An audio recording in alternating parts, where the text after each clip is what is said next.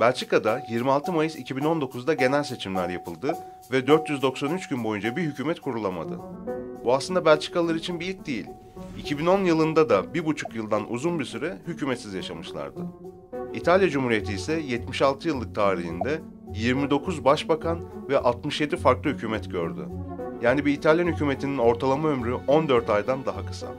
Belçika veya İtalya, istikrarsızlık dediğimizde akla ilk gelen ülkeler değil. Siyasi sebeplerle buraları terk etmek zorunda kalan biriyle pek de karşılaşmayız. Buralardaki istikrarsızlıkların insanların gündelik hayatına etkisi pek de yok gibi. İçinde bulunduğumuz coğrafyada ise istikrarlı görünen pek çok ülke var. Uzun yıllardır stabil bir hükümete sahip olan kararlı yönetimler. Mesela 23 sene Zeynel Abidin Bin Ali tarafından yönetilen Tunus. 30 yıldır Hüsnü Mübarek'in olağanüstü halle hüküm sürdüğü Mısır. Kaddafi'nin 42 yıl yönettiği Libya. 33 yıldır Ali Abdullah Salih'in kontrolü altında olan Yemen. Bu liderler kazananı önceden belli seçimlerle onlarca yıl koltuklarını korudu. Üstelik vatandaşları da bu durumdan rahatsız görünmüyordu. Arap liderlerin uzun süreli bu yönetimleri Arap istinası diye bir kavram ortaya çıkardı. Bu anlayışa göre bu bölgenin kültürü ve toplumu demokrasiye belki de pek uygun değildi. Ama 2010 yılının sonunda bir şey oldu.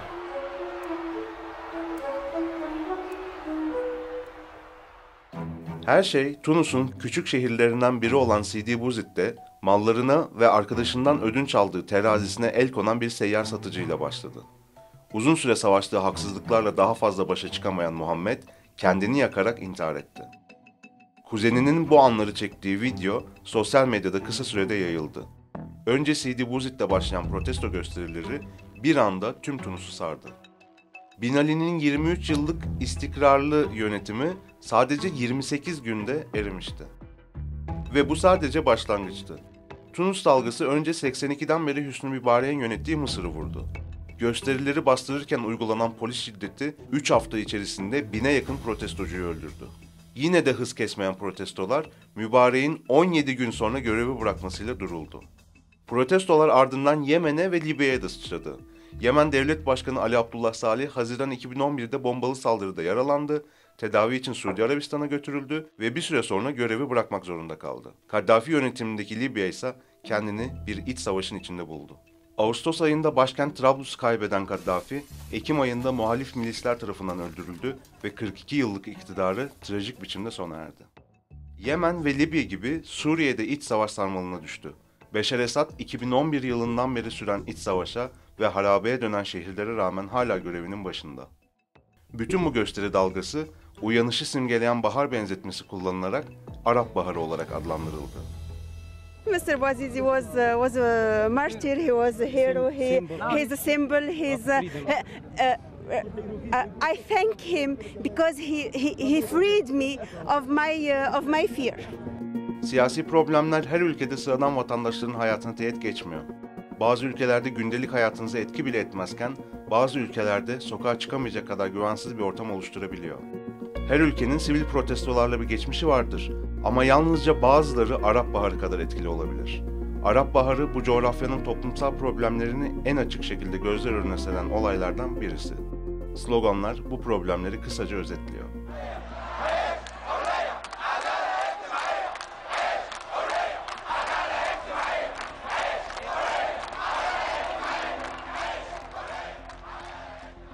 Protestoların nedenleri 3 ana başlık altında toplanabilir. Ekonomik sebepler başlığının altında genç işsizliği, yoksulluk ve gelir adaletsizliği öne çıkıyor. Siyasi sebeplerin ana başlıklarını insan hakları ihlalleri, fikir ve basın özgürlüğünün kısıtlanması ve polis şiddeti oluşturuyor. Sosyolojik sebepleri ise dini özgürlüklerin kısıtlanması, kadın erkek eşitsizliği ve artık toplumun her kademesine yaygın hale gelen yolsuzluk. Bu yoğunlukta bir protesto 10 yıl önce hayal bile edilemezdi. Ülkelerindeki bütün haber kaynaklarını ellerinde bulunduran bu hükümetler güçlerinden de emindi. Ama artık kontrol edemeyecekleri bir haberleşme kanalı vardı. Sosyal medya. Protestocular haberleşmek ve organize olmak için sosyal medyayı oldukça aktif bir şekilde kullandı.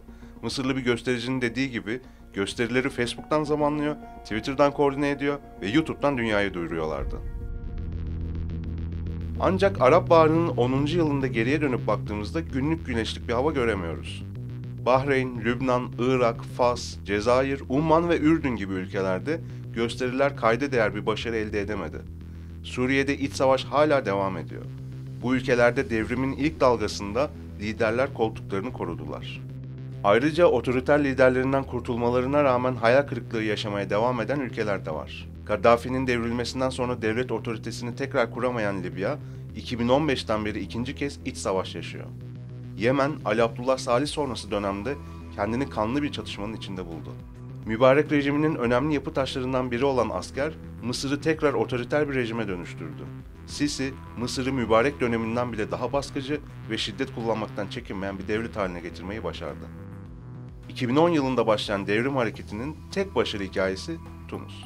Komşularının aksine ne iç savaş sarmalına düştü ne de devrim karşıtı bir müdahaleyle karşı karşıya kaldı. Tunus'ta 2011'den bugüne 3 kez adil ve bağımsız seçim düzenlendi ve sonucunda koltuğunu kaybeden liderler barışçıl şekilde görevi bıraktı. 2015 yılında yayınlanan özgürlük raporuna göre Tunus son 40 yılda özgür statüsünü kazanan ilk Arap devleti oldu. Tunus, Arap Baharı'nın Arap kışına dönüşmediği tek ülke. Sonuç olarak her ne kadar çoğu denemesi başarısız olsa da Arap Baharı gösterileri dünya siyasetini kökten değiştirdi. İstisnalar hariç pek çok ülke için korku bariyeri yıkıldı. Pek çok kişi protesto etmenin bir şeyleri değiştirebildiğini gördü. Hala protestolarla zaman zaman da olsa sonuç almaya devam ediyorlar. İnsanların daha demokratik ve adil bir sistem için gayretleri devam edecek gibi de gözüküyor. Bu video 10. yılında Arap Baharı serimizin ilk videosu. Bu seride Orta Doğu ve Kuzey Afrika bölgesindeki insanların hak ve özgürlük arama mücadelesini yakından takip edeceğiz. İyi, adil ve demokratik bir yönetimin bütün insanların ortak paydası olduğunu ve Arap istisnası olarak bilinen fenomenin büyük bir illüzyondan ibaret olduğunu göreceğiz.